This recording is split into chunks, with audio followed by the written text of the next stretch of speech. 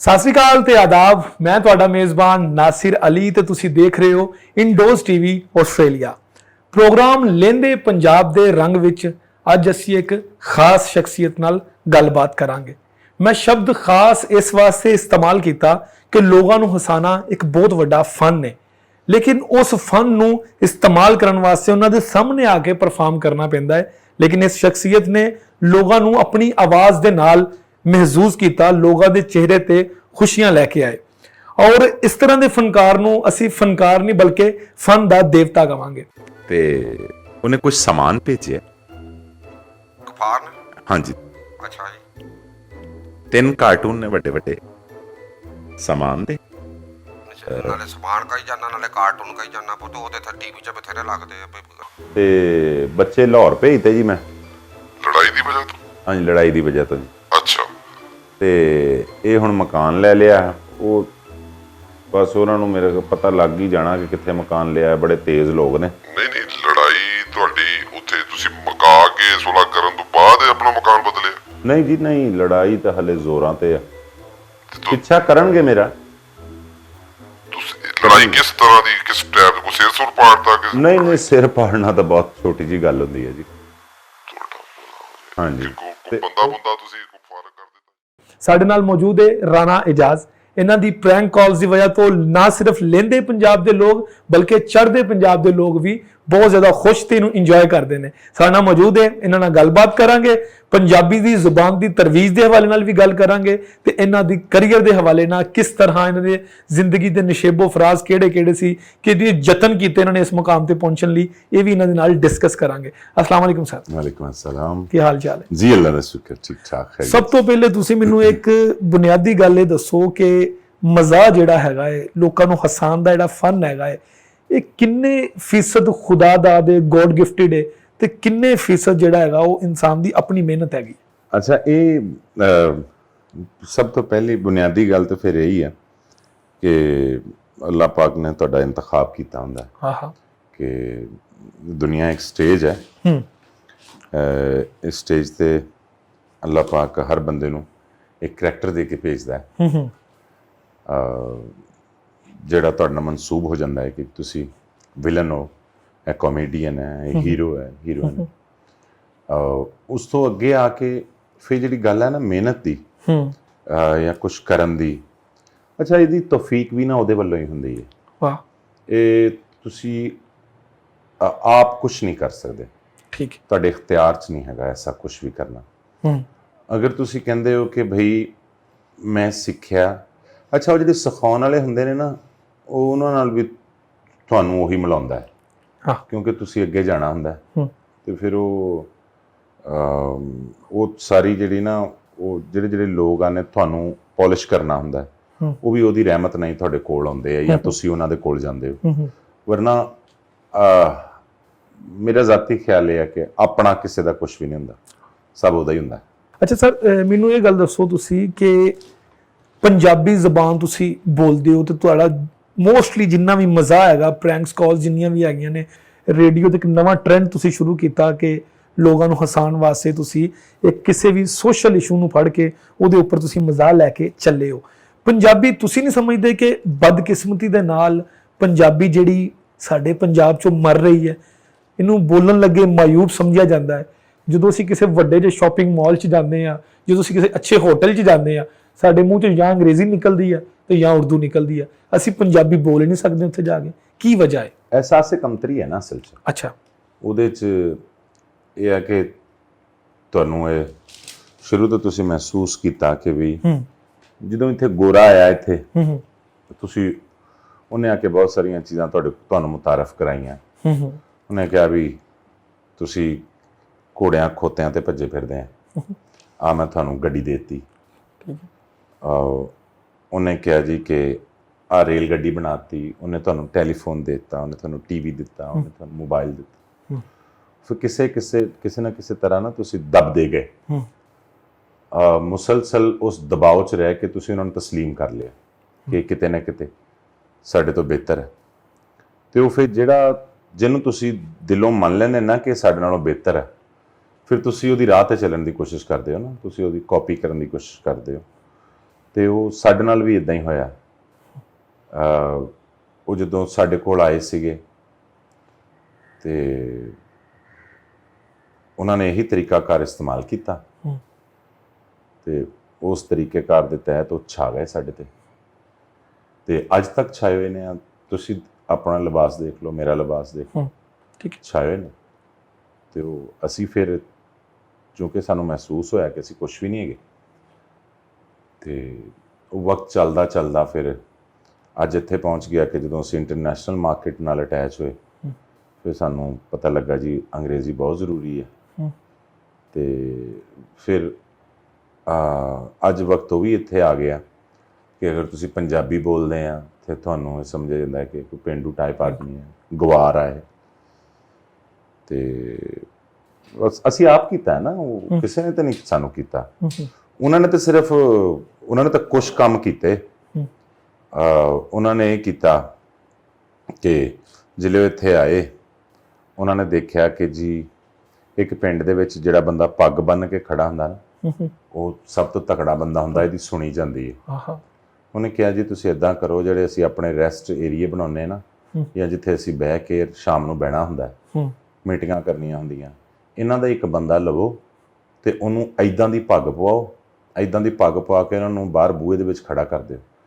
ਸਾਡਾ ਜਿਹੜਾ ਵੀ ਕੋਈ ਗੋਰਾ ਆਏਗਾ ਨਾ ਇਹ ਉਹਨੂੰ ਸਲਾਮ ਕਰੇਗਾ। ਉਹਨਾਂ ਕੋਲ ਇਦਾਂ ਦੇ ਟ੍ਰਿਕਸ ਸੀਗੇ।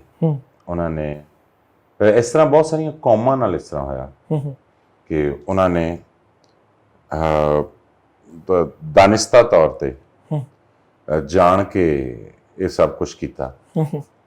ਮੈਂ ਉਸ ਡਿਟੇਲ 'ਚ ਨਹੀਂ ਜਾ ਰਿਹਾ, ਲੇਕਿਨ ਕੌਮਾਂ ਨਾਲ ਵੀ ਇਦਾਂ ਹੋਇਆ ਕਿ ਅਗਰ ਇੱਕ ਕੌਮ ਬਹੁਤ ਜ਼ਿਆਦਾ ਪਾਵਰਫੁਲ ਸੀ, ਗੋਰੇ ਨੂੰ ਇਦਾਂ ਲੱਗਾ, ਉਹਨੇ ਫਿਰ ਅੱਗੇ ਆ ਕੇ ਇਸ ਤਰ੍ਹਾਂ ਕੀਤਾ ਕਿ ਉਹਨੇ ਜਿਹੜੇ ਬਹੁਤ ਨਿਚਲੇ ਤਬਕੇ ਦੇ ਲੋਕ ਸੀ ਉਹਨਾਂ ਨੂੰ ਇਹ ਕਿਹਾ ਕਿ ਤੁਸੀਂ ਵੀ ਆਪਣੀ ਕੌਮ ਦਾ ਨਾਮ ਹੀ ਰੱਖ ਲਓ। ਫਿਰ ਉਹਨੇ ਦਾਨਿਸਤਾ ਤੌਰ ਤੇ ਇੱਕ ਹੀ ਮਹਿਫਿਲ ਦੇ ਵਿੱਚ ਜਿਲੇ ਉਹ ਜਿਹੜਾ ਬਹੁਤ ਉੱਚੇ ਸ਼ਿਮਲੇ ਵਾਲਾ ਬੰਦਾ ਸੀ ਉਹਨੇ ਆ ਕੇ ਆਪਣੀ ਕੌਮ ਦੱਸਿਆ ਨਾ ਕਿ ਮੈਂ ਐ ਹਾਂ, ਤੇ ਉੱਥੇ ਹੀ ਜਾਣ ਕੇ ਉੱਥੇ ਇੱਕ ਸਫਾਈ ਕਰਨ ਵਾਲੇ ਬੰਦੇ ਨੂੰ ਜਾਂ ਮਜ਼ਦੂਰੀ ਕਰਨ ਵਾਲੇ ਬੰਦੇ ਨੂੰ ਜਾਂ ਬਹੁਤ ਥੱਲੇ ਤਬਕੇ ਵਾਲੇ ਬੰਦੇ ਕੋਲੋਂ ਜਾਣ ਕੇ ਕੁਹਾਇਆ ਗਿਆ ਜੀ ਅਸੀਂ ਵੀ ਇਹੀ ਹੁੰਨੇ ਹਾਂ, ਉਹਨੂੰ ਟਾਰਗੇਟ ਕਰਨ ਵਾਸਤੇ, ਉਹਨੂੰ ਮਾਰਨ ਵਾਸਤੇ। ਮਤਲਬ 73-74 ਸਾਲ ਹੋ ਗਏ, ਗੋਰਾ ਚਲਾ ਗਿਆ, ਸਾਡੇ ਵਿੱਚ ਚੀਜ਼ਾਂ ਇੰਜੈਕਟ ਕਰ ਗਿਆ।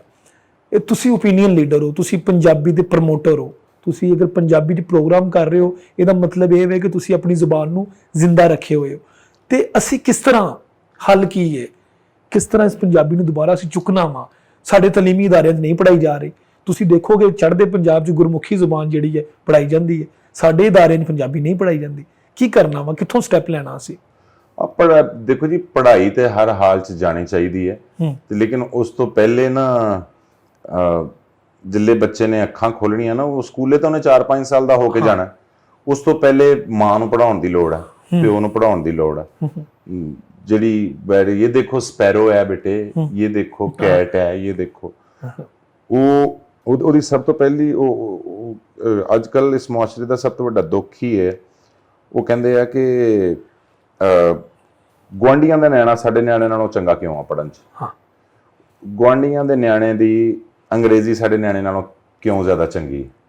कंपैरिजन आ गया। हाँ, मतलब कि दुनिया में सबसे ज्यादा वही दुखी है जिसका हमसाया सुखी है। हाँ हाँ वाह वाह वो ना वो एक कंपटीशन आ गया ना कि अंग्रेजी अंग्रेजी अंग्रेजी। लेकिन ऐसा नहीं है, वो सानू असल च सब्जेक्ट होना चाहिए, पंजाबी बहुत जरूरी है, लेकिन काम सानू असल च करना पैना ना। जी जी जी जी सानू करना पैना है। ते दूसरा यह है कि कल्ली पंजाबी जबान की गल नहीं हैगी, पंजाबी नू असल च जिहड़ा पंजाबी है ਉਹਨੂੰ ਇਹ ਗੱਲ ਸਾਬਤ ਕਰਨੀ ਪੈਣੀ ਹੈ ਕਿ ਬਈ ਇਹ ਜ਼ਬਾਨ ਬੋਲਣ ਵਾਲੇ ਲੋਕ ਬਹੁਤ ਅੱਛੇ ਹੁੰਦੇ। ਹਾਂ ਹਾਂ ਠੀਕ। ਸਾਨੂੰ ਇਹ ਤਾਸੁਰ ਖਤਮ ਕਰਨਾ ਪੈਣਾ ਹੈ ਕਿ ਕੋਈ ਸਾਡੇ ਬਾਰੇ ਚ ਕੁਝ ਸੋਚੇ ਕਿ ਯਾਰ ਇਹ ਕਿਤੇ ਲੜਾਕੇ ਨੇ ਜਾਂ ਇਹ ਇਸ ਤਰ੍ਹਾਂ ਜਾਂ ਇਸ ਤਰ੍ਹਾਂ, ਐਸਾ ਮਤਲਬ ਕਿ ਨਹੀਂ ਹੋਣਾ ਚਾਹੀਦਾ। ਸਾਨੂੰ ਇਹ ਸਾਬਤ ਕਰਨਾ ਪਏਗਾ ਪੂਰੀ ਦੁਨੀਆ ਦੇ ਸਾਹਮਣੇ, ਸਾਨੂੰ ਦੱਸਣਾ ਪਏਗਾ ਤਾਂ ਕਿ ਕਿਸੇ ਹੋਰ ਮੁਲਕ ਚ ਕੋਈ ਬੰਦਾ ਬੈਠ ਕੇ ਗੱਲ ਕਰੇ ਕਿ ਯਾਰ ਉਹ ਜਿਹੜੀ ਫਲਾਨੀ ਜ਼ਬਾਨ ਬੋਲਣ ਵਾਲੇ ਲੋਕ ਨੇ ਯਾਰ ਉਹ ਬਹੁਤ ਅੱਛੇ ਲੋਕ ਨੇ। ਪੰਜਾਬੀ ਜ਼ਬਾਨ ਨਾਲੋਂ ਪੰਜਾਬੀ ਨੂੰ ਆਪਣੇ ਆਪ ਤੇ ਜ਼ਿਆਦਾ ਮਿਹਨਤ ਕਰਨ ਦੀ ਲੋੜ ਹੈ, ਫਿਰ ਪੰਜਾਬੀ ਆਪੇ ਹੀ ਵੱਜਣ ਲੱਗ ਪਏਗੀ। ਅੱਛਾ ਸਰ, ਚੜ੍ਹਦਾ ਪੰਜਾਬ ਤੇ ਲਹਿੰਦੇ ਪੰਜਾਬ ਦੇ ਵਿੱਚ ਤੁਹਾਡਾ ਪ੍ਰੋਗਰਾਮ ਬੜੇ ਸ਼ੌਕ ਨਾਲ ਦੇਖਿਆ ਜਾਂਦਾ, ਸੁਣਿਆ ਜਾਂਦਾ ਹੁੰਦਾ, ਤੁਸੀਂ ਸਕਰੀਨ ਤੇ ਵੀ ਆਉਣ ਲੱਗ ਪਏ ਹੋ।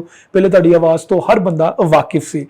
ਲੋਕ ਇਹ ਜਾਣਨਾ ਚਾਹੁੰਦੇ ਨੇ ਕਿ ਇਹ ਆਈਡੀਆ ਇਹ ਕਿਸ ਤਰ੍ਹਾਂ ਆਇਆ, ਫਿਰ ਇਸ ਆਈਡੀਆ ਨੂੰ ਕਿਸ ਤਰ੍ਹਾਂ ਤੁਸੀਂ ਫਿਲਮਾਉਂਦੇ ਨੇ, ਕਿਸ ਤਰ੍ਹਾਂ ਉਹਦੀ ਤੁਸੀਂ ਅਕਸਬੰਦੀ ਹੁੰਦੀ ਹੈ, ਇਹ ਆਈਡੀਆ ਕਿੱਦਾਂ ਤੁਹਾਡੇ ਜ਼ਿਹਨ 'ਚ ਆਇਆ, ਇਹਨੂੰ ਕਿੱਦਾਂ ਲੈ ਕੇ ਤੁਸੀਂ ਤੁਰੇ? ਉਹ ਆਈਡੀਆ ਤੇ ਇਹ ਹੈ ਕਿ ਸਾਡਾ ਸਾਰੇ ਦੋਸਤਾਂ ਦਾ ਨਾ, ਅਸੀਂ 4-5 ਦੋਸਤ ਹਾਂ। ਚੌਧਰੀ ਤਨਵੀਰ ਸਾਹਿਬ ਬੈਠੇ ਨੇ, ਠੀਕ ਹੈ, ਰਾਜਾ ਸਾਹਿਬ, ਆਮਰ ਸ਼ਰਾਜ਼ੀ, ਖੁਰਮ ਸਦੀਕੀ, ਫਾਰੂਕ ਬੁਖਾਰੀ ਸਾਹਿਬ, ਇਹ ਸਾਰੇ ਜਿਹੜੇ ਲੋਕ ਨੇ, ਉਹ ਅਸੀਂ ਸਾਡੀ ਬਹਿਣੀ ਖਲੋਣੀ ਇਦਾਂ ਦੀ ਸੀ ਕਿ ਅਸੀਂ ਜਿਹੜੀਆਂ ਕਾਲਾਂ ਹੁਣ ਸਾਰੇ ਲੋਕ ਸੁਣਦੇ ਨੇ, ਇਹ ਅਸੀਂ ਪਹਿਲੇ ਫੋਨਾਂ ਤੇ ਵੈਸੇ ਹੀ ਨਾ ਇੱਕ ਦੂਸਰੇ ਨੂੰ ਰਿਕਾਰਡ ਕਰਕੇ ਸ਼ਾਮ ਨੂੰ ਇਕੱਠੇ ਬਹਿ ਕੇ ਸੁਣਨਾ ਅੱਛਾ ਕਿ ਯਾਰ ਆਹ ਗੱਲ ਅਸੀਂ ਇਦਾਂ ਕੀਤੀ ਆ ਇਦਾਂ ਕੀਤੀ। ਔਰ ਫਿਰ ਮੈਂ ਰੇਡੀਓ ਤੇ ਜੌਬ ਕਰਦਾ ਸੀ, ਸ਼ੋਅ ਕਰਦਾ ਸੀ, ਤੇ ਬਸ ਉਹ ਮੈਂ ਉੱਥੇ ਉਹਨੂੰ ਕੀਤਾ, ਲੇਕਿਨ ਅੱਗੇ ਉਹ ਮੇਰੇ ਸਾਰੇ ਇਹੀ ਦੋਸਤ ਹੁੰਦੇ ਸੀ, ਤੇ ਉਹ ਬਸ ਅੱਲਾ ਨੇ ਉਹਨੂੰ ਚਲਾਤਾ ਜੀ। ਅੱਛਾ ਸਰ, ਇੱਕ ਪਰਸਨਲ ਜਿਹਾ ਸਵਾਲ ਹੈ ਕਿ ਤੁਹਾਡੀ ਜਿਹੜੀ ਕਾਸਟ ਹੈ, ਮਤਲਬ ਬਰਾਦਰੀ ਜਿਹੜੀ ਹੈ, ਰਜਪੂਤ ਹੈ, ਰਾਣੇ ਹੋ ਤੁਸੀਂ, ਫੈਮਿਲੀ ਵੱਲੋਂ ਕਿੰਨਾ ਪ੍ਰੈਸ਼ਰ ਆਇਆ? ਕਿਉਂਕਿ ਇੱਕ ਜਿਹੜਾ ਸ਼ੋਬਿਜ਼ ਦਾ ਇੱਕ ਹੈਗਾ ਪੇਸ਼ਾ ਜਾਂ ਸ਼ੋਬਿਜ਼ ਦਾ ਜਿਹੜਾ ਫੀਲਡ ਹੈਗੀ ਹੈ, ਮੋਸਟਲੀ ਫੈਮਲੀਜ਼ ਜਿਹੜੀਆਂ ਹੈਗੀਆਂ ਥੋੜਾ ਬਹੁਤ ਅਗਰੈਸਿਵ ਹੋ ਜਾਂਦੀਆਂ ਨੇ, ਥੋੜਾ ਬਹੁਤ ਜਿਹੜਾ ਉਹ ਇਹਦੇ ਨਹੀਂ ਜਾਣ ਦਿੰਦੀਆਂ ਹੈਗੀਆਂ। ਮਤਲਬ ਤੁਹਾਡਾ ਫੈਮਿਲੀ ਜਿਹੜਾ ਬੈਕਗ੍ਰਾਉਂਡ ਹੈਗਾ ਉਹ ਰਜਪੂਤ ਹੈ, ਰਾਣੇ ਹੋ ਤੁਸੀਂ, ਤੇ ਤੁਹਾਨੂੰ ਕਿੰਨੀਆਂ ਪ੍ਰੈਸ਼ਰ ਸੀ ਫੈਮਿਲੀ ਵੱਲੋਂ ਕਿ ਤੂੰ ਕਿਹੜੇ ਕੰਮ ਚੱਲ ਪਿਆ ਵਾ, ਇਹ ਕੀ ਕੰਮ ਕਰ ਰਿਹਾ ਵਾ, ਹਸਾ ਰਿਹਾ, ਮਜ਼ਾਕ ਕਰ ਰਿਹਾ, ਇਹ ਕੀ ਚੱਕਰ ਹੈ? ਮੇਰਾ ਛੋਟਾ ਭਾਈ ਅਸ਼ਫਾਕ ਹੈ ਨਾ ਜਿਹੜਾ, ਉਹ ਇੱਕ ਵਾਰੀ ਨਾ ਹਾਰਮੋਨੀਅਮ ਲੈ ਆਇਆ ਅੱਛਾ ਘਰ। ਹਾਂ, ਉਹ ਮੈਂ ਉਹਨੂੰ ਕਿਹਾ ਕਿ ਕੰਮ ਗਲਤ ਹੋਇਆ, ਮਾੜਾ, ਉਹਨੇ ਨਾ ਹੁਣ ਬੈੱਡ ਥੱਲੇ ਰੱਖਤਾ, ਤੇ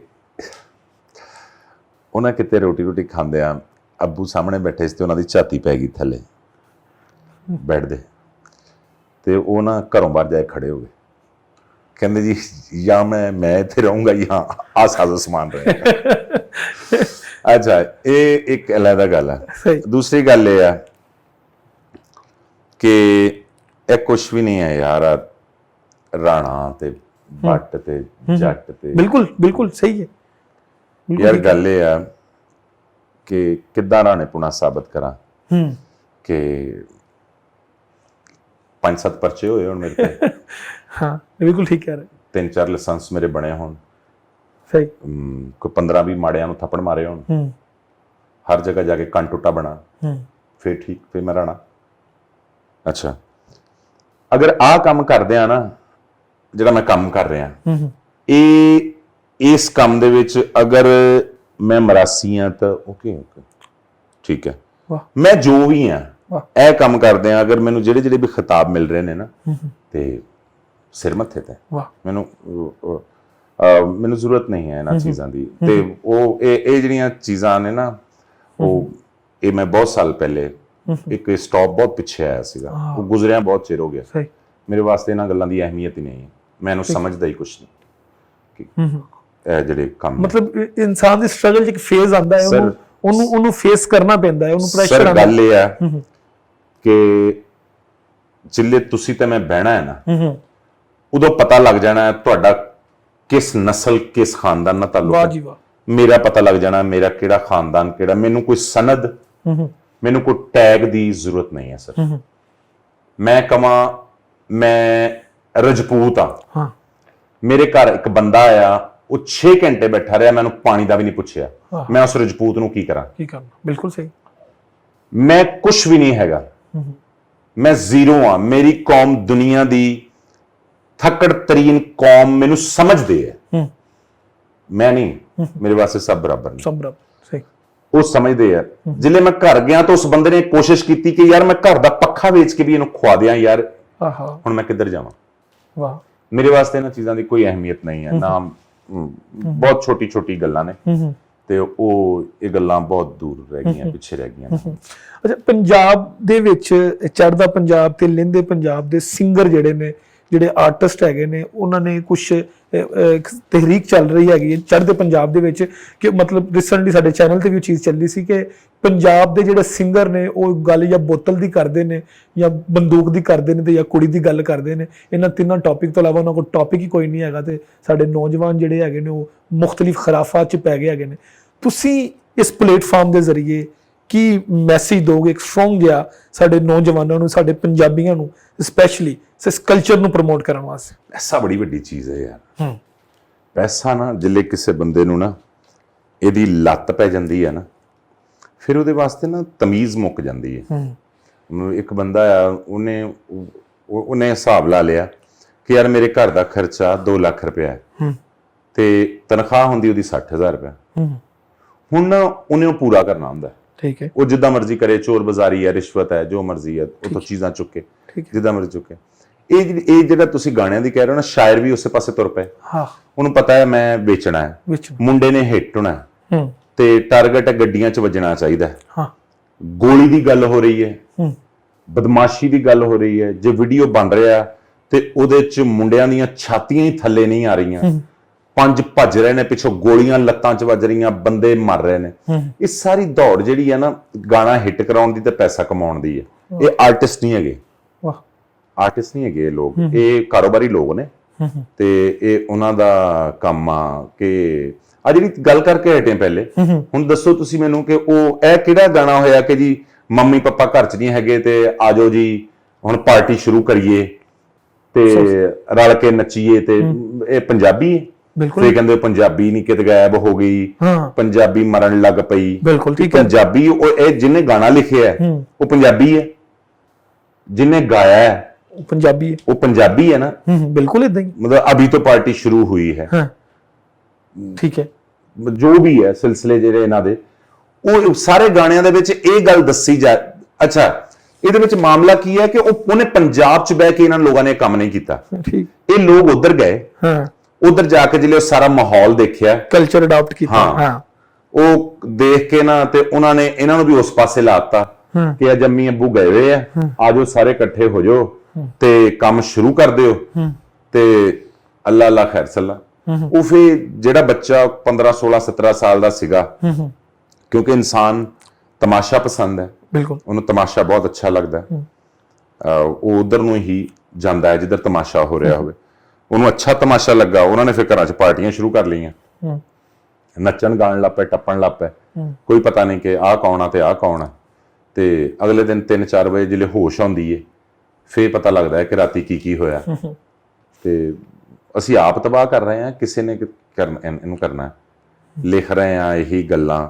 ਲੇਕਿਨ ਹੁਣ ਕੁਝ ਲੋਕ ਜਿਹੜੇ ਨੇ ਪੰਜਾਬੀ ਫਿਲਮ ਤੇ ਅੱਛਾ ਕੰਮ ਕਰ ਰਹੇ। ਹਾਂ, ਠੀਕ ਹੈ। ਮੈਂ ਪਿਛਲੇ ਦਿਨਾਂ ਗੁਰਪ੍ਰੀਤ ਘੁੱਗੀ ਭਾਜੀ ਦੀ ਦੇਖ ਰਿਹਾ ਸੀ, ਅਰਦਾਸ। ਵਾਹ, ਦੇਖੋ ਨਾ ਯਾਰ, ਕੰਮ ਲੋਕ ਕਰ ਰਹੇ ਨੇ, ਅੱਛਾ ਕੰਮ ਕਰ ਰਹੇ ਨੇ। ਉਹ ਸਾਡਾ ਜਿਹੜਾ ਕਲਚਰ ਹੈ ਉਹਨੂੰ ਅੱਗੇ ਲਿਆ ਰਹੇ ਆ। ਸਾਡੇ ਜਿਹੜੇ ਲਫ਼ਜ਼ ਕੁਝ ਐਸੇ ਨੇ, ਜਿੱਦਾਂ ਆ ਹੁਣ ਮੈਂ ਤੇ ਤਨਵੀਰ ਸਾਹਿਬ ਨਾ ਇੰਟਰਵਿਊ ਤੋਂ ਪਹਿਲੇ ਤਨਵੀਰ ਸਾਹਿਬ ਨੂੰ ਭੁੱਖ ਬਹੁਤ ਲੱਗੀ ਸੀ, ਅਸੀਂ ਖਾਣਾ ਖਾਣ ਗਏ ਤੇ ਉਹ ਨਾ ਇਹਨਾਂ ਨੇ ਉੱਥੋਂ ਟਾਂਗਰੀ ਨਹੀਂ ਹੁੰਦੀ, ਟਾਂਗਰੀ, ਠੀਕ ਹੈ, ਸਾਡੀ ਸੌਗਾਤ ਸੀ ਉਹਦਾ ਝੁੰਗਾ ਵੀ ਲੱਭਦਾ ਹੁੰਦਾ ਸੀ। ਵਾਹ। ਤੇ ਉਹ ਮੈਂ ਨਾ ਉਹ ਜਿਹੜੇ ਟਾਂਗਰੀ ਪਹਿਲੀ ਮੂੰਹ 'ਚ ਪਾਈ ਤੇ ਤਨਵੀਰ ਸਾਹਿਬ ਨੇ ਕਿਹਾ ਕੈਸੀ ਹੈ? ਮੈਂ ਕਿਹਾ ਬੇਹੀ ਹੈ। ਤੇ ਉਹਨਾਂ ਨੇ ਇਸ ਗੱਲ ਦਾ ਬੜਾ 5-7 ਵਾਰੀ ਬਾਅਦ 'ਚ ਨਾ ਮੁਸਲਸਲ ਉਹ ਗੱਲ ਕਰਦੇ ਰਹੇ। ਮਤਲਬ ਇਹ ਲਫ਼ਜ਼ ਗੁੰਮ ਹੋ ਚੁੱਕੇ ਨਾ, ਮਤਲਬ ਬੇਹਾ, ਬੇਹੀ ਰੋਟੀ ਖਾਣੀ, ਬੇਹੀ ਰੋਟੀ। ਤੇ ਉਹ ਹੁਣ ਇਹ ਜਿਹੜੇ ਲਫ਼ਜ਼ ਨਹੀਂ ਬੋਲੇ ਜਾਂਦੇ ਤੇ ਉਹ, ਲੇਕਿਨ ਕੁਝ ਲੋਕ ਹੈ ਜਿਹੜੇ ਅੱਛਾ ਕੰਮ ਕਰ ਰਹੇ। ਲੇਕਿਨ ਮੇਰਾ ਜ਼ਾਤੀ ਖਿਆਲ ਇਹ ਹੈ ਕਿ ਤਨਕੀਦ ਹੋਣੀ ਚਾਹੀਦੀ ਹੈ ਇੱਥੇ। ਇਹਨਾਂ ਨੂੰ ਦੱਸਣਾ ਚਾਹੀਦਾ ਹੈ ਕਿ ਬਈ ਤੁਸੀਂ ਕਿਸ ਪਾਸੇ ਤੁਰ ਪਏ ਹੋ। ਤਨਕੀਦ ਬਰਾਏ ਇਸਲਾਹ। ਹਾਂ, ਪਾਣੀ ਪਾਣੀ ਪਾਣੀ ਤੇ ਵੀਡੀਓ ਦੇਖੋ ਪਾਣੀ ਪਾਣੀ ਦਾ, ਤੇ ਮਜ਼ਾ ਨਹੀਂ ਆ ਜਾਂਦਾ ਵੀਡੀਓ ਦੇਖ ਕੇ। ਬਿਲਕੁਲ, ਮਤਲਬ ਮੈਂ ਤੁਹਾਡੀ ਗੱਲ ਨੂੰ ਇਸ ਤਰ੍ਹਾਂ ਜਸਟੀਫਾਈ ਕਰਾਂਗਾ ਕਿ ਕਲਚਰ ਨੂੰ ਖਰਾਬ ਕਰਨ ਲਈ ਸਾਡੇ ਜਿਹੜੇ ਲੋਕ ਸੀ, ਆਰਟਿਸਟ ਜਿਹਨਾਂ ਨੂੰ ਸੀ ਨਾਮ ਨਿਹਾਦ ਆਰਟਿਸਟ ਸੀ ਜਾਂ ਰਾਈਟਰ ਸੀ ਨਾਮ ਨਿਹਾਦ, ਉਹਨਾਂ ਨੇ ਅੱਗੇ ਆਣ ਕੇ ਤੇ ਸਾਡੇ ਕਲਚਰ ਨੂੰ ਖੁਦ ਹੀ ਤਬਾਹ ਕੀਤਾ। ਤੇ ਅਸੀਂ ਹੁਣ ਉਹਦਾ ਰੋਣਾ ਰੋ ਰਹੇ ਹਾਂ ਕਿ ਇਹਨੂੰ ਕਿੱਦਾਂ ਦੁਬਾਰਾ ਚੁੱਕਣਾ ਵਾ, ਕਿਸ ਤਰ੍ਹਾਂ ਲੈ ਕੇ ਜਾਣਾ। ਤੇ ਅੱਛਾ, ਫਿਲਮ ਇੰਡਸਟਰੀ ਤੋਂ ਤੁਸੀਂ ਗੱਲ ਕਰ ਰਹੇ ਸੀ ਤੇ ਨੋ ਡਾਊਟ ਕਿ ਚੜ੍ਹਦਾ ਪੰਜਾਬ ਬਹੁਤ ਕੰਮ ਕਰ ਰਿਹਾ। ਤੇ ਸਾਡੇ ਵੱਲ ਕੀ ਮਸਲਾ ਹੈ? ਕੋਈ ਸਾਡੇ ਕੋਲ ਵਸਾਇਲ ਦੀ ਕਮੀ ਹੈ? ਸਾਡੇ ਕੋਲ ਏਡੇ ਮਾਸ਼ਾਅੱਲਾ ਜ਼ਬਰਦਸਤ ਆਰਟਿਸਟ ਨੇ, ਮਤਲਬ ਸਾਡੇ ਆਰਟਿਸਟ ਉੱਥੇ ਜਾ ਕੇ ਫਿਲਮਾਂ ਬਣਾ ਰਹੇ, ਚੱਲ ਮੇਰਾ ਪੁੱਤ, 3 8 4.5 ਆਰਟਿਸਟ ਉੱਥੇ ਗਏ ਨੇ, ਸਾਡੇ ਕੋਲ ਕੀ ਪ੍ਰੋਬਲਮ ਹੈ ਰਾਣਾ ਸਾਹਿਬ? ਅੱਛਾ, ਉਹ ਪਹਿਲੇ ਤੇ ਇਹ ਸੀਗਾ ਕਿ ਸਾਡੇ ਕੋਲ ਬਹੁਤ ਅੱਛੀ ਫਿਲਮ ਬਣਦੀ ਸੀ ਜਦੋਂ ਨਦੀਮ ਸਾਹਿਬ, ਵਹੀਦ ਮੁਰਾਦ ਸਾਹਿਬ, ਠੀਕ, ਅੱਛੇ ਲੋਕ ਜਿਹੜੇ ਆ, ਪੜ੍ਹੇ ਲਿਖੇ ਲੋਕ, ਅੱਛੇ ਲੋਕ, ਸਟੋਰੀ ਕੰਮ ਕਰ ਰਹੇ ਸੀਗੇ ਅੱਛਾ। ਉਦੋਂ ਫੈਮਲੀਜ਼ ਵੀ ਸਿਨੇਮਾ ਜਾਂਦੀਆਂ ਸੀਗੀਆਂ। ਉਸ ਤੋਂ ਬਾਅਦ ਫਿਰ ਇੱਕ ਦੌਰ ਆਇਆ, ਫਿਰ ਤੁਹਾਨੂੰ ਪਤਾ ਨਾ ਉਸ ਦੌਰ ਦਾ, ਉਹ ਐਸਾ ਖਤਰਨਾਕ ਦੌਰ ਸੀਗਾ ਕਿ ਬੰਦਾ ਚੜ੍ਹਦਾ ਬੜੇ ਆਰਾਮ ਨਾਲ ਸੀ ਪੌੜੀਆਂ ਸਿਨੇਮੇ ਦੀਆਂ, ਜਿੱਲੇ ਥੱਲੇ ਉਤਰਦਾ ਸੀ ਨਾ ਤੇ ਉਹ ਬਾਹਾਂ ਉਹਦੀਆਂ ਇੱਥੇ ਹੁੰਦੀਆਂ ਸੀ, ਹਾਂ, ਤਬੀਅਤ ਇੰਨੀ ਖਰਾਬ ਹੋ ਜਾਂਦੀ ਸੀ ਤੇ ਉਹ ਰਾਤ ਨੂੰ ਜ਼ਿਹਨ ਬਣਾ ਕੇ ਸੌਂਦਾ ਸੀਗਾ ਕਿ ਸਵੇਰੇ ਨਹੀਂ ਛੱਡਾਂਗਾ, ਤੋ ਇੱਕ ਨਾ ਇੱਕ ਫੜਕਾ ਹੁੰਦਾ ਸੀ। ਉਹੀ ਗੱਲ ਆ ਨਾ, ਇਹਨਾਂ ਨੇ ਕਿਹੜਾ ਬਹੁਤ ਅੱਛਾ ਕੰਮ ਕੀਤਾ। ਹਾਂ, ਠੀਕ ਹੈ। ਹੁਣ ਤੁਸੀਂ ਕਹਿ ਦਿਓ ਫਲਾਣੇ ਆਰਟਿਸਟ ਦੇ 3000 ਫਿਲਮ ਆ ਤਾਂ ਫਲਾਣੇ ਦੀ 10000 ਫਿਲਮ ਆ, ਇੱਕੋ ਜਿਹੀ ਉਹੀ ਕੰਟੈਂਟ ਆ ਕਿ ਉਹਦੀ ਨਜ਼ਰ 'ਚ ਦੋ ਹੀ ਬੰਦੇ ਬੁਰੇ ਆ, ਕਿ ਉਹ ਪਿੰਡ ਦਾ ਨੰਬਰਦਾਰ ਤੇ ਇੱਕ ਪੁਲਿਸ ਵਾਲਾ, ਬਸ ਠੀਕ ਆ। ਉਹਨਾਂ ਦੋਵਾਂ ਬੰਦੇ ਦੇ ਖਿਲਾਫ ਹੀ ਚੱਲਣਾ। ਨਿੱਕੇ ਹੁੰਦਿਆਂ ਉਹਦਾ ਪਿਓ ਮਾਰਤਾ, ਹਾਂ, ਕਣਕ ਦੀਆਂ ਬੋਰੀਆਂ ਭਰ ਰਹੇ ਸੀਗੇ, ਉੱਥੇ ਪਿਓ ਮਾਰਤਾ। ਉਸ ਤੋਂ ਬਾਅਦ ਭਾਈ ਹੁਣੀ ਵੱਡੇ ਹੋਏ ਆ, ਜਾਂ ਨਿੱਕੇ ਹੁੰਦੇ ਮਾਰਤਾ, ਵੱਡੇ ਹੋ ਕੇ ਜੇਲ੍ਹ ਚੋਂ ਨਿਕਲੇ ਆ, ਤੇ ਆਮ ਚੂਪਣ ਲਈ ਗਈ ਤੇ ਬਾਗ 'ਚ ਫੜੀ ਗਈ ਤਬੀਅਤ। ਤੇ ਸਹੀ ਕਿ ਮਤਲਬ ਉਹੀ ਕੰਟੈਂਟ, ਸਾਰਾ ਕੁਝ, ਸਭ ਕੁਝ ਉਹੀ, ਇੱਕੋ ਹੀ ਜਗ੍ਹਾ ਖੜੇ ਹੋ ਕੇ ਉਹੀ। ਤੁਸੀਂ ਦੇਖੋ ਕਿ ਜਿਹੜਾ ਉਹਨਾਂ ਫਿਲਮਾਂ 'ਚ ਲਿਬਾਸ ਪਾਇਆ ਜਾਂਦਾ ਹੈ, ਮਤਲਬ ਲਾਲ ਰੰਗ ਦਾ ਕੁਰਤਾ ਹੈ ਤੇ ਤਿੰਨਾਂ ਬੰਦਿਆਂ ਨੇ ਪਾਉਣ ਵਾਲਾ ਕੁਰਤਾ ਜਿਹੜਾ ਇਕੱਲੇ ਬੰਦੇ ਨੇ ਪਾਇਆ, ਉਹ ਕਦੀ ਤੁਹਾਨੂੰ ਪੰਜਾਬ ਦੇ ਵਿੱਚ ਆਮ ਕਿਸੇ ਦੇ ਪਾਇਆ ਦੇਖਿਆ? ਇਹ ਬੇਸਿਕ ਸਵਾਲ ਹੈ, ਤੁਸੀਂ ਬੜਾ ਖੂਬਸੂਰਤ ਗੱਲ ਉਠਾਈ ਹੈ। ਇੱਕ ਬੰਦਾ ਜੋ ਦਿਖਾ ਰਹੇ ਹੋ ਹੈ ਵੀ ਆ ਕਿ ਨਹੀਂ? ਇੱਕ ਬੰਦਾ ਹੁਣ ਇੰਗਲੈਂਡ ਬੈਠਾ ਹੈ, ਉਹਨੇ ਦੇਖ ਲਈ ਜੀ ਸਾਡੀ ਫਿਲਮ, ਕਿ ਘੋੜੇ ਤੇ ਦਗੜ ਦਗੜ ਦਗੜ ਦਗੜ ਦਗੜ ਦਗੜ ਤੇ ਇੱਕ ਬੰਦੇ ਨੇ ਹੱਥ ਫੜੀ ਤੇ ਦਰਦ ਉਹ ਮਾਰੀ ਜਾ ਰਿਹਾ ਤੇ ਆਈ ਜਾ ਰਿਹਾ, ਤੇ ਉੱਤੋਂ ਹੁਣ ਤੁਸੀਂ ਦੇਖੋ, ਕਦੀ ਤੁਸੀਂ ਇਦਾਂ ਦੇਖਿਆ ਕਿ ਇੱਕ ਬੰਦਾ ਨੇ ਗੱਲ ਜੇ ਕਰਨੀ ਹੈ ਤੇ ਉਹ ਕਹਿ ਰਿਹਾ ਇਦਾਂ? ਕੌਣ ਗੱਲ ਕਰਦਾ? ਬਿਲਕੁਲ, ਮਤਲਬ ਪੰਜਾਬੀ ਕੋਈ ਹੋਰ ਕੋਈ, ਜੇ ਮਤਲਬ ਪੂਰੀ ਦੁਨੀਆ 'ਚ ਇਦਾਂ ਗੱਲ ਕਿਹੜਾ ਬੰਦਾ ਕਰਦਾ? ਕਦੀ ਕਿਸੇ ਨੇ ਕੀਤੀ ਇਦਾਂ ਗੱਲ? ਲੇਕਿਨ ਉਹ ਜਿਹੜੇ ਉਧਰ ਲੋਕ ਬੈਠੇ, ਉਹਨਾਂ ਨੇ ਜ਼ਿਹਨ ਬਣਾ ਲਿਆ ਕਿ ਯਾਰ ਅੱਛਾ ਇਹ ਕਿਹੜਾ ਖਿੱਤਾ ਹੈ ਜਿੱਥੇ ਮਤਲਬ ਕਿ ਬੰਦਾ ਆ ਰਿਹਾ ਤਾਂ ਉਹ ਗੱਲ ਹੀ ਇਦਾਂ ਕਰ ਰਿਹਾ, ਮਤਲਬ ਉਹ ਧੌਣ ਹੀ ਇੰਜ ਨਹੀਂ ਸਿੱਧੀ ਪੱਧਰੀ ਹੋ ਰਹੀ। ਤੇ ਫਿਰ ਉਹ ਇਸ ਗੱਲ ਨੂੰ ਦੇਖ ਕੇ ਬੜਾ ਹੈਰਾਨ ਹੁੰਦੇ ਸੀਗੇ ਕਿ ਭੈਣ ਜਿਹੜੇ ਨੇ, ਹੀਰੋ ਭੈਣ, ਕੋਈ 62-63 ਸਾਲ ਦੇ ਨੇ, ਤੇ ਭੈਣ ਦਾ ਅੱਲਾ ਦਾ ਲੱਖ ਲੱਖ ਸ਼ੁਕਰ ਹੈ ਕਿ ਚੰਗਾ ਸੂਤਰਿਆ ਢਿੱਡ ਵਧਿਆ, ਤੇ ਲੇਕਿਨ ਭੈਣ ਹੀਰੋ ਨੇ ਕਿ ਮਤਲਬ ਉਹ ਚੀਜ਼ਾਂ ਜਿਹੜੀ ਸਾਡੇ ਕਲਚਰ 'ਚ ਹੈ ਹੀ ਨਹੀਂ, ਸਾਡੀ ਫਿਲਮ ਦੇ ਜ਼ਰੀਏ ਦਿਖਾਈਆਂ ਗਈਆਂ। ਐ ਨਹੀਂ ਧੱਕੇ ਨਾਲ, ਮਤਲਬ ਉਦੋਂ ਦਾ ਬੰਦਾ ਤੁਹਾਨੂੰ ਕਿੱਥੇ ਨਜ਼ਰ ਆਉਂਦਾ ਹੈ ਜੀ? ਨਾ ਪਹਿਲੇ ਜਦੋਂ ਇਹ ਫਿਲਮਾਂ ਚੱਲਦੀਆਂ ਸੀ ਉਦੋਂ ਵੀ ਨਹੀਂ ਸੀ ਨਜ਼ਰ ਆਉਂਦਾ। ਇਹ ਇਸ ਤਰ੍ਹਾਂ ਹੀ ਹੈ, ਸਭ ਨਾਰਮਲ ਲੋਕ, ਸ਼ਲਵਾਰ ਕਮੀਜ਼ ਵਾਲੇ ਲੋਕ ਜਾਂ ਸਾਫ਼ ਸੁਥਰੀ ਧੋਤੀ ਕੁਰਤਾ ਪਾਉਣ ਵਾਲੇ ਲੋਕ ਆ ਸੀ ਯਾਰ। ਇਹਨਾਂ ਨੇ ਪਤਾ ਨਹੀਂ ਕੀ ਉੱਥੇ ਬਣੂ ਕੇ ਸਾਨੂੰ ਨਾ ਬਦਮਾਸ਼ ਬਣਾ ਕੇ, ਤੇ ਇਹਨਾਂ ਲੋਕਾਂ ਨੇ ਅਸਲ 'ਚ ਇਹ ਕੰਮ ਪਾਇਆ ਨਾ ਕਿ ਮੁੰਡਿਆਂ ਨੂੰ ਟ੍ਰੇਨਡ ਕੀਤਾ। ਉਹ ਹੁਣ ਇਹਨਾਂ ਦੀ ਡਿਊਟੀ ਖਤਮ ਹੋਈ ਹੈ ਜੀ, ਤੇ ਹੁਣ ਦੂਆਂ ਦੀ ਸ਼ੁਰੂ ਹੋ ਗਈ ਹੈ। ਆ ਜਿਹੜੇ ਯੋ ਸਾਰੇ ਨੇ, ਹੁਣ ਉਹ ਸਾਰਾ ਯੋ ਹੋਇਆ ਪਿਆ ਹਰ ਸ਼ੈ, ਹਾਲਾਂਕਿ ਨਹੀਂ ਨਜ਼ਰ ਆਉਂਦਾ, ਸਾਡੇ ਕਲਚਰ 'ਚ ਨਜ਼ਰ ਹੀ ਨਹੀਂ ਆਉਂਦਾ। ਅੱਛਾ ਠੀਕ, ਅੱਛਾ ਰਾਣਾ ਸਾਹਿਬ ਇਹ ਦੱਸੋ ਤੁਸੀਂ ਮੈਨੂੰ ਕਿ ਰੇਡੀਓ ਨੂੰ ਤੁਸੀਂ ਲੈ ਕੇ ਚੱਲੇ ਸੀ ਆਪਣਾ ਐਜ਼ ਅ ਕਰੀਅਰ, ਇਹਨੂੰ ਹੁਣ ਅੱਗੇ ਤੁਹਾਡਾ ਕੀ ਗੋਲ ਹੈ, ਕੀ ਤੁਸੀਂ ਸੈੱਟ ਕੀਤਾ ਹੋਇਆ ਏਮ ਆਪਣਾ, ਇਹਦੇ ਵਿੱਚ ਹੀ ਤੁਸੀਂ ਮਜ਼ੀਦ ਅੱਗੇ ਕੰਮ ਕਰਨਾ ਹੈ ਜਾਂ ਟੀਵੀ ਤੇ ਆਉਣ ਦਾ ਕੋਈ ਇਰਾਦਾ ਹੈ, ਟੀਵੀ ਤੇ ਤੁਸੀਂ ਆਗੇ ਪਰਫਾਰਮ ਕਰਨਾ ਹੈ, ਕੀ ਤੁਹਾਡਾ ਗੋਲ ਕੀ ਹੈ ਅੱਗੇ? ਅੱਛਾ, ਮੇਰਾ ਗੋਲ ਕੋਈ ਨਹੀਂ ਹੈਗਾ ਜੀ। ਅੱਛਾ, ਉਹ ਕੋਈ ਪਲਾਨ ਨਹੀਂ ਮੇਰੀ ਲਾਈਫ 'ਚ। ਜਦੋਂ ਦਾ ਮੈਂ ਸ਼ੁਰੂ ਹੋਇਆ ਨਾ ਜੀ, ਮੈਂ ਪਲਾਨ ਨਹੀਂ ਕੀਤਾ, ਉਹ ਕਿਉਂਕਿ ਫਾਇਦਾ ਹੀ ਕੋਈ ਨਹੀਂ, ਕੀ ਪਲਾਨ ਕਰਨਾ ਤੁਸੀਂ? ਅੱਛਾ, ਉਹ ਜਦ ਕਰਨਾ ਉਹਨੇ ਹੈ, ਫਿਰ ਅਸੀਂ ਕਾਹਦਾ ਪਲਾਨ ਕਰਨਾ? ਸਾਡੇ ਪਲਾਨ ਕਰਨ ਦੇ ਫਾਇਦਾ ਫੂਦਾ ਹੀ ਕੋਈ ਨਹੀਂ। ਉਹ ਇਹ ਆ ਕਿ ਉਹਨੇ ਜਿੱਧਰ ਨੂੰ ਤੋਰਨਾ ਹੈ ਨਾ, ਉਧਰ ਨੂੰ ਅਸੀਂ ਸਿਰ ਢਾ ਕੇ ਤੁਰੇ ਜਾਣਾ, ਤੇ ਕੋਸ਼ਿਸ਼ ਇਹ ਕਰਨੀ ਹੈ ਕਿ ਜਿੱਧਰ ਨੂੰ ਉਹ ਤੋਰਦਾ ਹੈ ਨਾ, ਉਧਰ ਕੋਈ ਵੀ ਰੌਲਾ ਗੋਲਾ ਨਾ ਕਰੀਏ, ਆਸੇ ਪਾਸੇ ਝਾਤੀ ਨਹੀਂ ਪਾਉਣੀ, ਤੇ ਜਿੱਦਾਂ ਉਹ ਤੁਰਨਾ ਪਸੰਦ ਕਰਦਾ ਹੈ ਨਾ, ਉਦਾਂ ਤੁਰੇ ਜਾਣਾ। ਬਾਕੀ ਉਹਦੀ ਹਾਕ ਮਗਰੀਆਂ, ਜਿੱਧਰੋਂ ਹਾਕ ਪੈਣੀ ਉਧਰ ਨੂੰ ਤੁਰੇ ਜਾਣਾ, ਬਸ ਇੰਨੀ ਗੱਲ ਹੀ ਹੈ। ਆਖਰੀ ਸਵਾਲ ਕਿ ਤੁਸੀਂ ਇੱਕ ਮਜ਼ਾ ਲੋਕਾਂ ਦੇ ਵਿੱਚ ਕ੍ਰੀਏਟ ਕੀਤਾ, ਲੋਕਾਂ ਦੇ ਚਿਹਰੇ ਤੇ ਖੁਸ਼ੀਆਂ ਲਿਆਂਦੀਆਂ, ਲੇਕਿਨ ਅੱਜ ਮੈਂ ਤੁਹਾਨੂੰ ਬੜੇ ਸੰਜੀਦਾ ਮੋਡ ਦੇ ਵਿੱਚ ਦੇਖਿਆ, ਬੜੀ ਸੰਜੀਦਾ ਗੁਫ਼ਤਗੂ ਅਸੀਂ ਆਪਣੀ ਮੁਆਸ਼ਰਤੀ ਮਸਾਇਲ, ਬਲਕਿ ਕਹਾਂਗੇ ਕਿ ਆਪਣੇ ਕਲਚਰ ਦੇ ਮਸਾਇਲ ਨੂੰ ਅਸੀਂ ਉਹਨੂੰ ਨਾ ਸਿਰਫ ਉਠਾਇਆ ਬਲਕਿ ਉਹਦਾ ਹੱਲ ਵੀ ਦੱਸਿਆ ਕਿ ਉਹਦਾ ਹੱਲ ਵੀ ਇਹ ਵਾ। ਤੇ ਕੀ ਤੁਸੀਂ ਇੱਕ ਪੈਗਾਮ ਦੇਣਾ ਨਾ, ਆਖਰੀ ਪੈਗਾਮ, ਇੱਕ ਸੁਥਰਾ ਜਿਹਾ ਪੈਗਾਮ ਜਿਹੜਾ ਸਾਡੇ ਨੌਜਵਾਨਾਂ ਲਈ, ਹਰ ਬੰਦੇ ਲਈ ਜਿੰਨੇ ਸਾਨੂੰ ਦੇਖ ਰਹੇ ਨੇ ਉਹਨਾਂ ਵਾਸਤੇ ਇੱਕ ਪੈਗਾਮ, ਸਾਡੀ ਜ਼ਿੰਦਗੀ ਦਾ ਕਰਕਸ ਕੀ ਆ, ਕੀ ਪੈਗਾਮ? ਅੱਛਾ, ਦੋ ਗੱਲਾਂ ਨੇ। ਪਹਿਲੀ ਗੱਲ ਦਾ ਜਵਾਬ ਇਹ ਹੈ ਕਿ ਖੁਸ਼ ਰਹਿਣ ਵਾਲਾ ਬੰਦਾ ਨਾ ਕਦੀ ਅੱਛਾ ਮਜ਼ਾ ਨਹੀਂ ਕਰ ਸਕਦਾ। ਆਹਾ ਆਹਾ ਵਾਹ। ਕੈਮਰੇ ਤੋਂ ਹਟ ਕੇ ਜਾਂ ਆਮ ਲਾਈਫ 'ਚ ਜਦੋਂ ਤੱਕ ਤੁਸੀਂ ਬਹੁਤ ਜ਼ਿਆਦਾ ਸੀਰੀਅਸ ਨਹੀਂ ਹੁੰਦੇ ਉਦੋਂ ਤੱਕ ਤੁਸੀਂ ਮਜ਼ਾ ਨਹੀਂ ਕਰ ਨਹੀਂ ਕਰ ਸਕਦੇ। ਸਕਦੇ। ਲੋਕਾਂ ਨੂੰ ਹਸਾਉਣ ਵਾਸਤੇ ਤੁਹਾਡਾ ਰੋਣਾ ਬਹੁਤ ਜ਼ਰੂਰੀ ਹੈ। ਹਾਏ ਹਾਏ। ਠੀਕ ਹੈ। ਦੂਸਰਾ ਪੈਗਾਮ ਇਹ ਹੈ ਯਾਰ ਕਿ ਇਹ ਜਿਹੜੇ ਇੱਥੇ ਮਾਮਲੇ ਚੱਲ ਰਹੇ ਨੇ ਨਾ, ਜੋ ਵੀ ਤੁਹਾਡੀ ਜ਼ਿੰਦਗੀ 'ਚ ਇੱਥੇ ਚੱਲ ਰਿਹਾ ਹੈ, ਮੇਰਾ ਸਭ ਤੋਂ ਇਹ ਦੇਖਣ ਵਾਲਿਆਂ ਤੋਂ ਰਿਕੁਐਸਟ ਹੈ ਕਿ ਯਾਰ ਥੋੜਾ ਜਿਹਾ ਹੌਸਲਾ, ਥੋੜਾ ਜਿਹਾ ਪਿਆਰ ਮੁਹੱਬਤ ਹੋਣਾ ਚਾਹੀਦਾ ਹੈ। ਜੇ ਇੰਤਸ਼ਾਰ ਨਹੀਂ ਹੋਣਾ ਚਾਹੀਦਾ। ਜਿਹੜਾ ਤੁਸੀਂ ਬਲਦੀਆਂ ਤੇ ਤੇਲ ਪਾਉਂਦੇ ਆ, ਬਹੁਤ ਹੋ ਗਿਆ, ਬਹੁਤ ਲੜਾਈਆਂ ਹੋ ਗਈਆਂ, ਬਹੁਤ ਝਗੜੇ ਹੋ ਗਏ, ਸਭ ਕੁਝ ਕਰ ਕਰਕੇ ਦੇਖ ਲਿਆ, ਇੱਥੋਂ ਨਿਕਲਿਆ ਕੁਛ ਨਹੀਂ। ਤੇ ਵੰਡ ਨਹੀਂ ਹੋਣੀ ਚਾਹੀਦੀ। ਸਾਰੀ ਰੱਬ ਦੀ ਮਖਲੂਕ ਆ, ਜਿਹੜਾ ਜਿੱਥੇ ਵੀ ਵਸਣ ਡਿਆ ਰੱਬ ਉਹਦੀ ਖੈਰ ਕਰੇ, ਤੇ ਉਹ ਸਾਰੀ ਰੱਬ ਦੀ ਮਖਲੂਕ ਆ, ਤੇ ਸਾਰੀ ਮਖਲੂਕ ਨਾਲ ਪਿਆਰ ਹੋਣਾ ਚਾਹੀਦਾ। ਕਿਸੇ ਨੂੰ ਨਹੀਂ ਦੇਖਣਾ ਚਾਹੀਦਾ ਇਸ ਕੌਮ ਦਾ, ਇਸ ਮੁਲਕ ਦਾ, ਇਸ ਅਹੁਦੇ ਦਾ, ਉਹਦੇ ਦਰਬਾਰ 'ਚ ਸਭ ਬਰਾਬਰ ਨੇ, ਤੇ ਤੁਹਾਨੂੰ ਵੀ ਬਰਾਬਰ ਦੇਖਣਾ ਚਾਹੀਦਾ ਸਭ ਨੂੰ। ਤੇ ਕੋਸ਼ਿਸ਼ ਕਰਨੀ ਚਾਹੀਦੀ ਹੈ ਕਿ ਜਿਹੜੀਆਂ ਪਿੱਛੇ ਪਿੱਛੇ ਸਾਡੇ ਕੋਲ ਹੋਈਆਂ, ਜਿਨ੍ਹਾਂ ਦੀ ਵਜ੍ਹਾ ਤੋਂ ਸਾਡੇ 'ਚ ਦੂਰੀਆਂ ਪਈਆਂ, ਉਹ ਤਾਰੀਖ ਸਾਨੂੰ ਦੁਬਾਰਾ ਨਹੀਂ ਦੁਹਰਾਣੀ ਚਾਹੀਦੀ। ਉਹ ਅਗਰ ਕੋਈ ਬੰਦਾ ਇੱਕ ਅੱਧਾ ਚਲਾਕ, ਤੇਜ਼, ਸ਼ੈਤਾਨ ਆਦਮੀ ਕੋਈ ਗੱਲ ਕਰਕੇ ਸਾਨੂੰ ਦੁਬਾਰਾ ਲੜਾਉਣ ਦੀ ਕੋਸ਼ਿਸ਼ ਕਰਦਾ ਤੇ ਸਾਨੂੰ ਉਹਦੀ ਹੌਸਲਾ ਅਫਜ਼ਾਈ ਨਹੀਂ ਕਰਨੀ ਚਾਹੀਦੀ, ਤੇ ਇੱਕ ਦੂਏ ਨੂੰ ਫੁੱਲ ਦੇਣੇ ਚਾਹੀਦੇ ਆ, ਤੇ ਕੋਈ ਲੜਾਈ ਵਾਲੀ ਗੱਲ ਨਹੀਂ ਹੋਣੀ ਚਾਹੀਦੀ। ਹੌਸਲਾ ਹੋਣਾ ਚਾਹੀਦਾ। ਜਿੰਨੀਆਂ ਹੋ ਸਕਦੀਆਂ ਉਨੀਆਂ ਮੁਹੱਬਤਾਂ ਇੱਕ ਦੂਸਰੇ ਨੂੰ ਦੇਣੀਆਂ ਚਾਹੀਦੀਆਂ। ਇਹ 'ਚ ਕੋਈ ਮੁੱਲ ਨਹੀਂ ਲੱਗਦਾ, ਕੋਈ ਗੱਲਬਾਤ ਨਹੀਂ। ਮਾਮਲਾ ਜਿਹੜਾ ਜਿੱਥੇ ਜਿੱਥੇ ਵੀ ਰਹਿੰਦਾ ਨਾ, ਉਹਦੀ ਜ਼ਿੰਦਗੀ ਦੇ ਮਾਮਲਾਤ ਉੱਥੇ ਉੱਥੇ ਹੋ ਰਹੇ ਹੈ। ਲੇਕਿਨ ਹੁਣ ਇੰਟਰਨੈਟ ਦਾ ਦੌਰ ਹੈ, ਹਰ ਬੰਦਾ ਇੱਕ ਦੂਏ ਨਾਲ ਗੱਲਬਾਤ ਕਰ ਰਿਹਾ ਹੈ। ਮੇਰੇ ਨਾਲ ਚੜ੍ਹਦੇ ਪੰਜਾਬ ਦੇ ਬਹੁਤ ਸਾਰੇ ਲੋਕ ਗੱਲ ਕਰ ਰਹੇ ਹੁੰਦੇ, ਪੂਰੀ ਦੁਨੀਆ 'ਚ ਲੋਕ ਗੱਲ ਕਰ ਰਹੇ ਹੁੰਦੇ, ਤੇ ਮੈਂ ਜ਼ਾਤੀ ਤੌਰ ਤੇ ਇਹ ਕੰਮ ਕਰ ਰਿਹਾ ਕਿ ਜਿੱਥੇ ਮੈਂ ਬੈਠਾ ਆ ਉੱਥੇ ਦੀ ਤਸਵੀਰ ਬਹੁਤ ਅੱਛੀ ਜਾਵੇ। ਮੈਂ ਅਗਰ ਲਹਿੰਦੇ ਪੰਜਾਬ 'ਚ ਬੈਠਾ ਆ ਤੇ ਮੇਰੀ ਗੁਫ਼ਤਗੂ, ਮੇਰਾ ਮਿਲਣਾ ਗਿਲਣਾ, ਮੇਰਾ ਲੋਕਾਂ ਨੂੰ ਟਾਈਮ ਦੇਣਾ, ਮੇਰਾ ਪਿਆਰ ਮੁਹੱਬਤ, ਉਹ ਮੇਰੇ ਇਸ ਖਿੱਤੇ ਦੀ, ਫੈਸਲਾਬਾਦ ਦੀ, ਪੰਜਾਬ ਦੀ, ਪਾਕਿਸਤਾਨ ਦੀ ਅਕਾਸੀ ਕਰਦਾ। ਮੈਂ ਇਧਰੋਂ ਮੈਸੇਜ ਭੇਜਣਾ ਹੈ ਕਿ ਮੈਂ ਮੁਹੱਬਤਾਂ ਦੇਖਣਾ ਚਾਹਨਾ, ਮੈਂ ਸਕੂਨ ਦੇਖਣਾ ਚਾਹਨਾ, ਮੈਂ ਕਿਸੇ ਦਾ ਘਰ ਬਰਬਾਦ ਦੇਖਣਾ ਨਹੀਂ ਚਾਹੁੰਦਾ। ਮੈਂ ਬੰਬ ਨਾਲ, ਕਿਸੇ ਗੋਲੀ ਨਾਲ ਕਿਸੇ ਦੇ ਨਿਆਣੇ ਦੋ ਟੋਟੇ ਹੋਏ ਨਹੀਂ ਦੇਖਣਾ ਚਾਹੁੰਦਾ, ਨਾ ਇੱਧਰ ਨਾ ਉਧਰ, ਤੇ ਨਾ ਪੂਰੀ ਦੁਨੀਆ 'ਚ ਕਿਤੇ। ਮੈਂ ਇਹ ਗੱਲ ਕਹਿਣਾ ਕਿ ਸਿਰਫ ਮੁਹੱਬਤ ਮੁਹੱਬਤ ਮੁਹੱਬਤ ਇਹਦਾ ਪ੍ਰਚਾਰ ਹੋਣਾ ਚਾਹੀਦਾ, ਤੇ ਉਹ ਜਿੱਦਾਂ ਮੈਂ ਕੋਸ਼ਿਸ਼ ਕਰ ਰਿਹਾ, ਹਰ ਬੰਦੇ ਨੂੰ ਆਪਣੀ ਆਪਣੀ ਜਗ੍ਹਾ ਤੇ ਕਰਨੀ ਚਾਹੀਦੀ ਹੈ।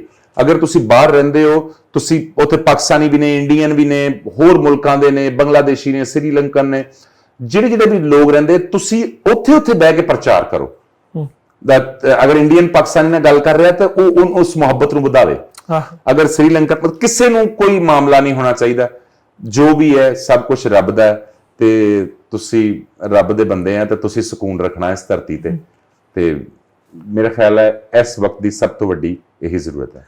ਅੱਛਾ, ਬਹੁਤ ਸ਼ੁਕਰੀਆ, ਤੁਸੀਂ ਆਪਣਾ ਇੰਤਹਾਈ ਕੀਮਤੀ ਵਕਤ ਦੇ ਵਿੱਚੋਂ ਸਾਨੂੰ ਥੋੜਾ ਜਿਹਾ ਵਕਤ ਦਿੱਤਾ, ਬਲਕਿ ਅਸੀਂ ਤੁਹਾਡਾ ਬਹੁਤ ਸਾਰਾ ਵਕਤ ਲਿਆ। ਤੇ ਅੱਜ ਦੇ ਇਸ ਪ੍ਰੋਗਰਾਮ ਲਹਿੰਦੇ ਪੰਜਾਬ ਦੇ ਰੰਗ ਵਿੱਚ ਰਾਣਾ ਇਜਾਜ਼ ਸਾਹਿਬ ਨੇ ਆਪਣੀ ਮੁਹੱਬਤ ਤੇ ਆਪਣੇ ਖਲੂਸ ਦਾ ਇਜ਼ਹਾਰ ਬੜੇ ਖੂਬਸੂਰਤ ਅਲਫਾਜ਼ ਦੇ ਨਾਲ ਤੇ ਬੜੇ ਖੂਬਸੂਰਤ ਤਰੀਕੇ ਦੇ ਨਾਲ ਖਤਮ ਕੀਤਾ, ਤੇ ਅਸੀਂ ਇਸੇ ਤਰੀਕੇ ਦੇ ਨਾਲ ਪੰਜਾਬ ਦੇ ਕਲਚਰ ਨੂੰ ਨਾ ਸਿਰਫ ਪ੍ਰਮੋਟ ਕਰਾਂਗੇ, ਬਲਕਿ ਤੁਹਾਡੇ ਜਿਹੜੇ ਰੀਅਲ ਪੰਜਾਬੀ ਹੈਗੇ ਨੇ, ਇਹ ਸਾਡੇ ਅਸਲ ਪੰਜਾਬੀ ਨੇ, ਜਿਹੜੇ ਪੰਜਾਬ ਦੇ ਕਲਚਰ ਨੂੰ ਲੈ ਕੇ ਮਿਹਨਤ ਕਰ ਰਹੇ ਨੇ ਤੇ ਉਹਨੂੰ ਲੋਕਾਂ ਤੱਕ ਪਹੁੰਚਾਉਣ ਦੀ ਕੋਸ਼ਿਸ਼ ਕਰ ਰਹੇ ਨੇ। ਇਹਨਾਂ ਦੀ ਇਸ ਸਟਰਗਲ ਨੂੰ ਅਸੀਂ ਸਲਾਮ ਪੇਸ਼ ਕਰਾਂਗੇ, ਸਲੂਟ ਕਰਾਂਗੇ, ਤੇ ਅਸੀਂ ਅਗਲੇ ਪ੍ਰੋਗਰਾਮ ਤੱਕ ਤੁਹਾਡੇ ਨਾਲ ਵਾਅਦਾ ਕਰਦੇ ਹਾਂ ਕਿ ਇਸ ਤਰ੍ਹਾਂ ਹੀ ਤੁਹਾਨੂੰ ਅਗਲੇ ਪ੍ਰੋਗਰਾਮ ਦੇ ਵਿੱਚ ਹੀ ਇਸ ਤਰ੍ਹਾਂ ਦੇ ਇੱਕ ਹੋਰ ਸਿਤਾਰੇ ਨਾਲ ਮੁਲਾਕਾਤ ਕਰਵਾਵਾਂਗੇ। ਆਦਾਬ, ਸਤਿ ਸ਼੍ਰੀ ਅਕਾਲ।